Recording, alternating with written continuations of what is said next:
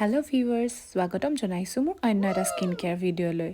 আজি আপোনালোকক দেখুৱাম এটা স্কিন হোৱাইটনিং অইল, যোনটো আপোনালোকে সহজতে ঘৰুৱা বস্তুৰে নাৰিকল তেলৰ লগত কেনেকৈ প্ৰস্তুত কৰিব।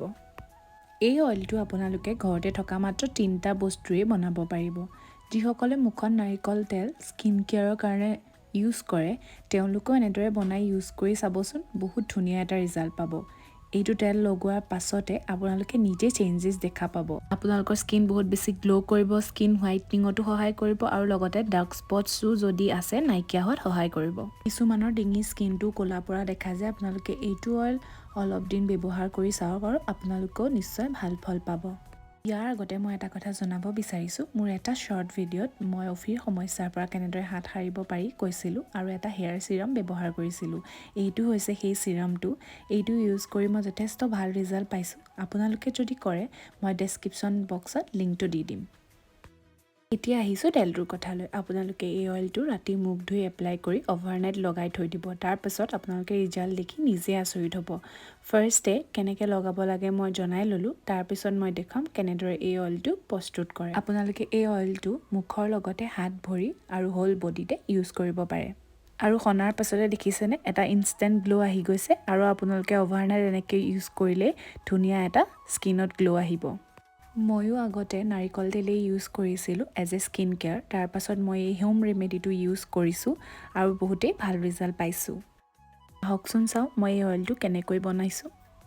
ইয়াৰ কাৰণে আমাক লাগিব এটা গাজৰ, নেমু আৰু নাৰিকল তেল। গাজৰে আমাৰ স্কিন হোৱাইট এণ্ড ব্ৰাইট কৰাত সহায় কৰে আৰু লগতে একনি আৰু ডাৰ্ক স্পটো ঠিক কৰাত সহায় কৰে। গাজৰটো এনেদৰে ভালদৰে চাফা কৰি ৰুকনিত দি ল'লোঁ। ইয়াৰ পাছত আমাক লাগিব নেমু। নেমুৰ ৰস নালাগে, আমি ল'ম নেমুৰ বাকলিহে। নেমুত থাকে ভিটামিন চি আৰু ভিটামিন চি আমাৰ স্কিন হোৱাইটনিঙতো সহায় কৰে, পিম্পলছ দূৰ কৰাৰ লগতে আমাৰ স্কিনখন ব্ৰাইট কৰে। এনেদৰে নেমুৰ বাকলিখিনিও ৰুকনিত ভালদৰে দি ল'লোঁ। তাৰ পাছত আমি ৰুকনিত দি থোৱা গাজৰ আৰু নেমুৰ বাকলিখিনি এনেদৰে একেলগে এড কৰি দিম আৰু ইয়াত দিম নাৰিকল তেল। নাৰিকল তেলে আমাৰ স্কিনখন মইশ্বৰাইজ কৰে, ছান টেনো দূৰ কৰে।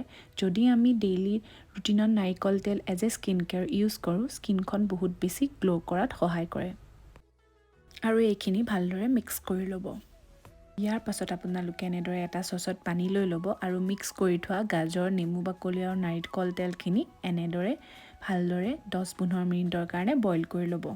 এইখিনি ভালদৰে উতলাই ল'ব লাগে যাতে গাজৰ আৰু নেমুৰ বেনিফিটখিনি নাৰিকল তেলত আহি যায়। উতলাই হোৱাৰ পাছত আপোনালোকে এনেদৰে এইখিনি ঠাণ্ডা হ'বলৈ এৰি দিব। ঠাণ্ডা হোৱাৰ পাছতে মই এইখিনি ভালদৰে চেকি লৈছোঁ আৰু এনেকৈ বটল এটাত ষ্ট'ৰ কৰিছোঁ। ঠাণ্ডা হোৱাৰ পাছতে আপোনালোকে এনেকৈ চাকি লৈ ষ্ট'ৰ কৰিব।